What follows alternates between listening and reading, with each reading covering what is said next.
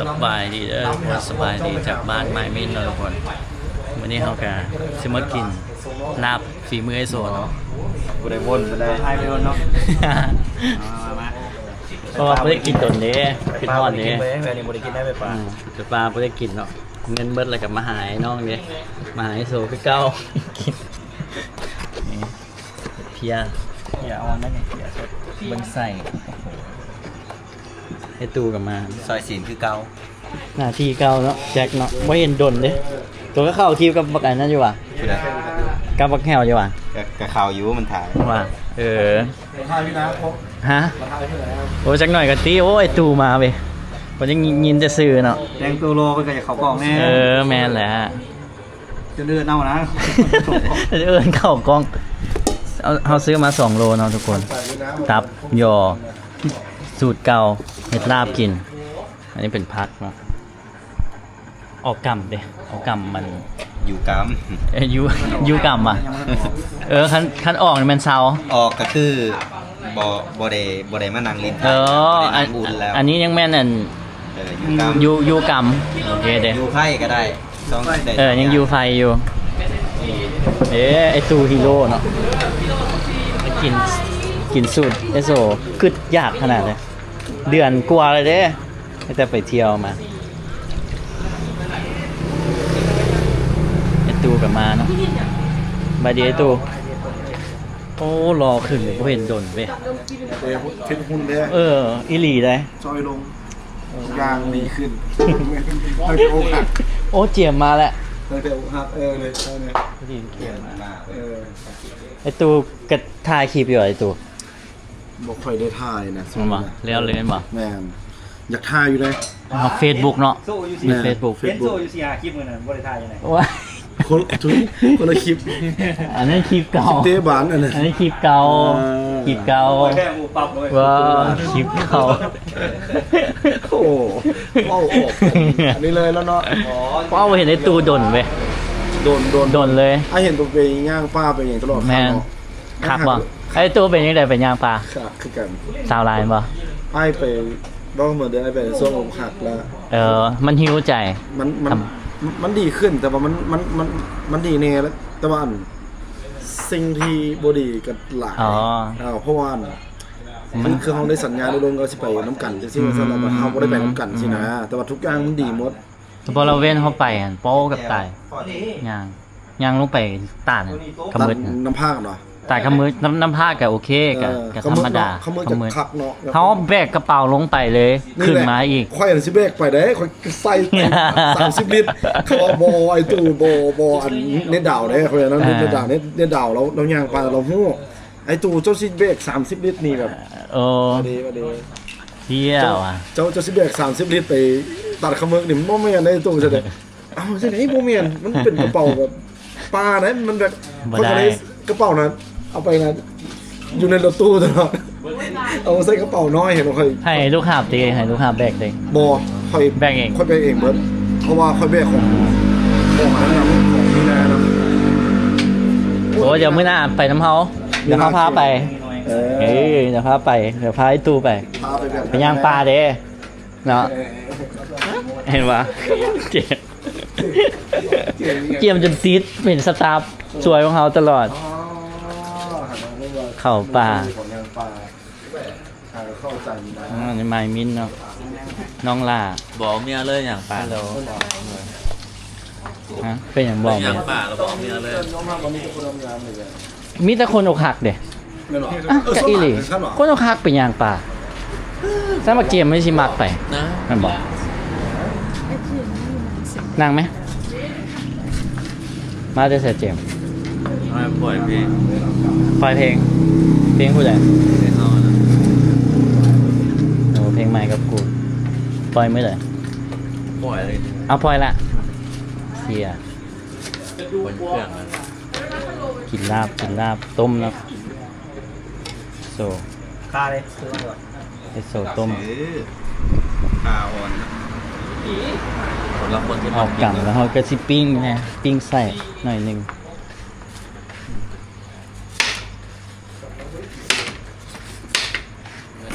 บอแมนตั้งแต่อยู่ปากเซกับบริซอยซีนโดนแล้ววะ จะเฮ็ดอยู่ อ๋อ บ่ได้เฮ็ดด้นๆเทื่อนึง ลูกพี่บ่อยู่เนาะลูกพี่อยู่นี่ซอยตลอดแจกอะคือฮอดแจ่ว ดีแหละซอยลายเป็นปลาดงกินลาย กินซีหลายบ่ดีเลยเนาะ นี่ไอ้คุโบ ฮะ คุโบกินจีนไหนร้าย ใช่บ่เอามาเกี่ยว คอยก็ คุ โอ้ โบ กัน หนักสิ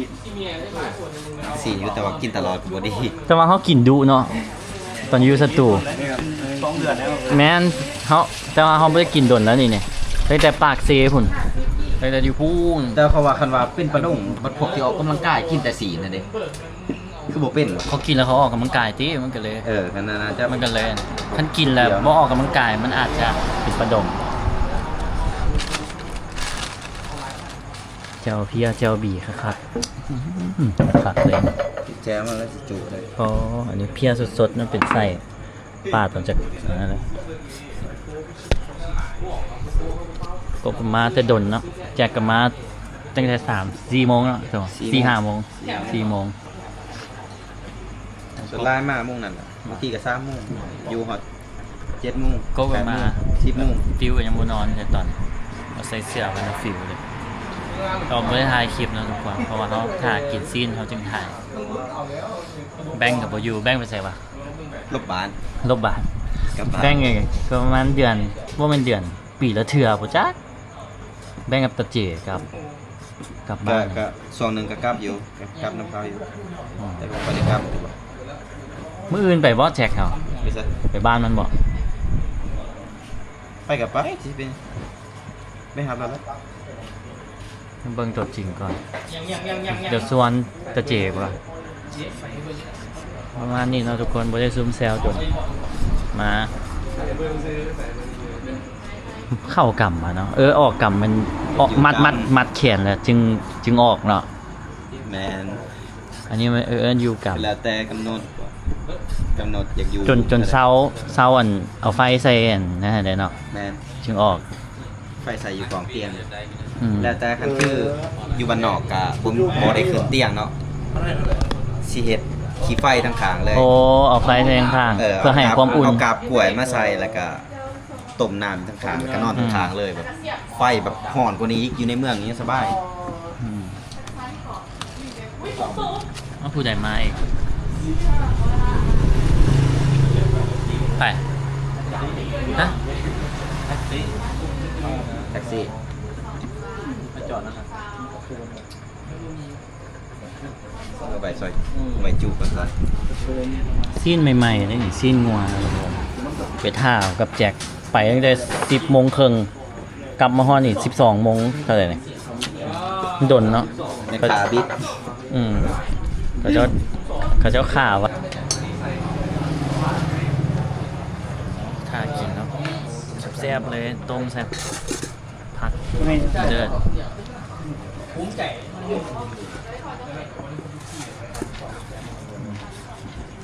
ลาเผ็ดลาผัดเลย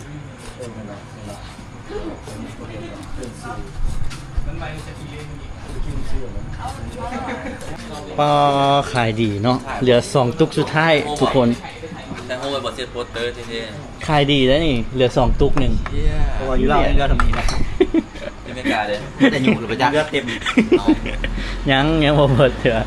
ปลาแดงมึงก็ต้องยงกินได้ปลาแดงมันแห้งโดนตัวได้แห้งเสร็จ อ๋อ เนาะ เกือบ last one ได้นี่ สองวันสุดท้าย อย่างโมเสส ยังแสบอยู่ ประเด็กกัน ทางเอียที่บอก ประเด็กค้าง เป็นอย่างดอก เบิดเครื่องหนึงเอาปลาไม่มาตื้มเบิดยกปันเหลาไว้ ปลากินเป็นซอสดีอ่ะปรุงลาบปรุง ไม่ต้อ ลาง บ ตำมะฮุ่งแซ่บเด้อประเด็กสวยเลยตำง่าย รถจากรถไหมเอาไว้นี่จะมีรถไหมอยู่ จากข้าวเถิดตำมะฮุ่ง ขายอยู่ลาวอย่างเดียววะ กำลังชีว่ายังบ่ลาบอ่ะ ขายอยู่ลาวมัน ขายอยู่ลาวโอเค มีชื่อเสียงเลยตอนนี้ บอก เอาแบรนด์ฟิวเอาแบรนด์ฟิวนี่ FC ฟิวนี่ ตัวน้อยย่อเลยดิ ตั ตัว ว น้ น้ อ อย ย ๆ แล้วตัวน้อยย่อแล้วยังไม่ต้องเอ็ดน้อยย่ออะไรเดียว อืมขายอยู่ลาวนั่นแหละ ขึ้นกับบสูงนะ อืมพอค่าส่งไปมันยุ่งยากแพง ยุงกอกยุงกัดเอาเทใส่กล้วยแล้วก็จูดไล่ยุงได้สบาย สบายเลย นั่นแหละท่านให้ขายนะให้สรรพคุณมันนั้นเลยนะ โฆษณากับแบบแมนยูประเด็น ลาบ เป็นเวอร์แฮงรถน้ำมันเบิร์ คักเลย นอนถอกใส่ซึ่งเบิร์เลยคือคือเป็นฟีลแบบเขาเปียกขี่ได้ป่ะไม่งั้นยังฟี อันไหน เราขายประเด็กเขาก็มาเฮ็ดเป็นเรื่องโมเมนต์วันนี้ขายต่ำแล้วเขามาเฮ็ดเป็นน้ำมันเครื่องเป็นน้ำมันรถแทนนะ พอดีน้ำมันขาด เอ บ่ อโอ้ยวันนี้ โอ้โหดเกิน แต่งกินก็ได้ใส่รถกลับไป ความคุ้มค่า มีลาบเนาะโอ้ยจบ เราสดใหม่นะครับเดี๋ยวยุบ พอหยุดเนี่ยเตรียมจานเลยนะ แจ็คเจ็บแจ็คเป็นไงแจ็ค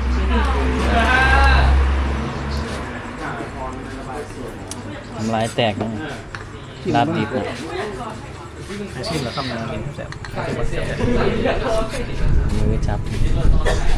มีหยอด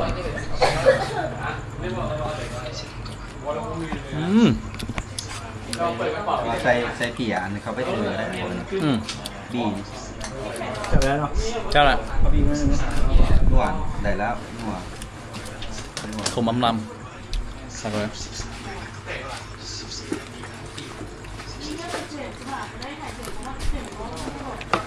บรรยากาศเก่าๆนะ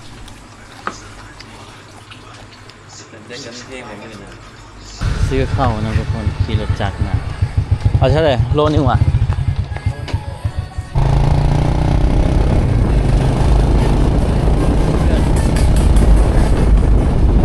นี่ฝนตกซื้อเข้าซื้อไป40,000จักรเท่าไหร่ลูก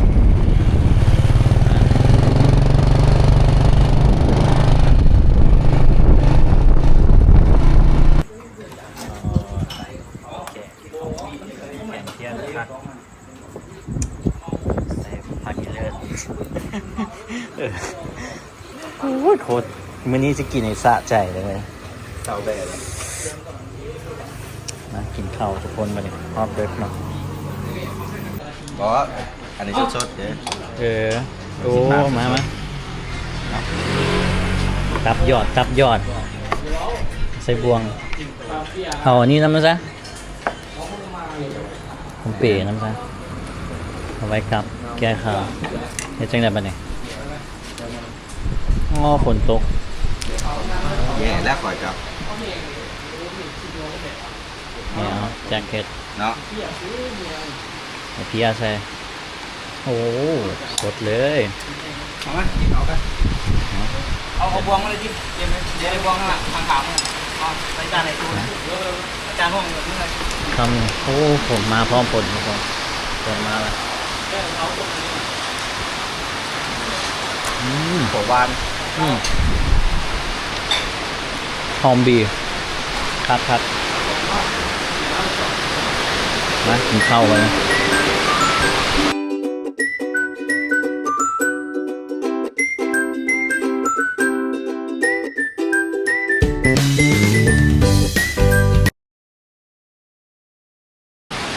เป็นน้ำไม้ตูมานะฝนตกเลยเว้ยแมนเป็นไม้ตูแหละ ต้องได้ดีกว่า โมแมนเนาะมันเป็นฤดูฝนเลยทุกคน เป็นอะไรบ๊อบที่บอกเขามาห้องเพลงแกก็ฝุ่นเลย มาพร้อมฤดูฝน มันจะเป็นฟีดเลยตอนช่วงฤดูฝน ห้องเพลงแกก็ เดี๋ ฝุ่ ยวน ซีมเบิ่งก่อนยืนกินเลยซะ อยู่กินทหารเลย นะยืนกินอยู่เนี่ยแกง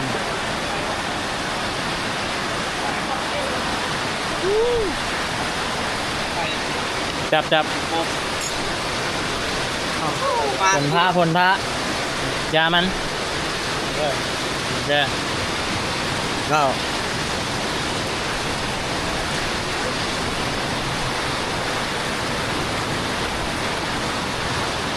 หากินข้าวทุกคนเฮ้ยทีมลาบมัน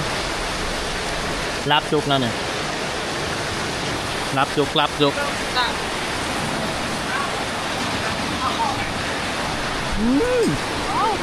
สุดยอดเฮ้ย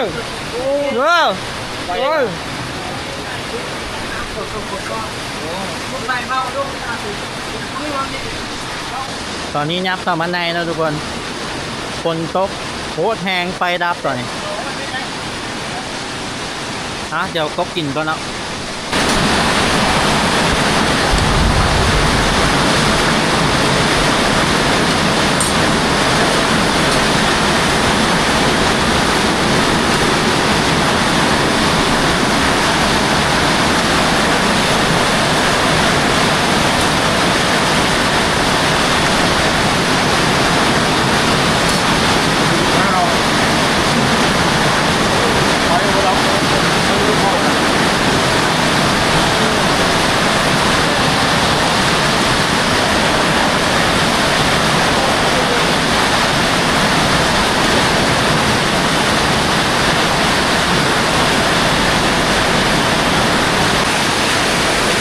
ไปมาอะไรทุกคน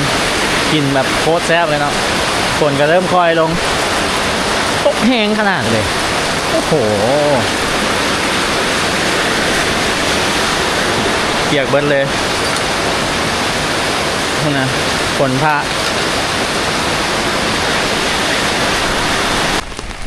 โอ้ฝนตกบ่เช้าจักเทื่อทุกคนอันนี้ก็ยืมพันห่มไว้โซเนาะออกมาเอาเจอกันคลิปหน้าเลยทุกคนหนาวเย็นเนาะหรือว่าได้กินซอยจุลาบแกงสมใจทุกคนแซ่บหลายเนาะฝีมือไอโซ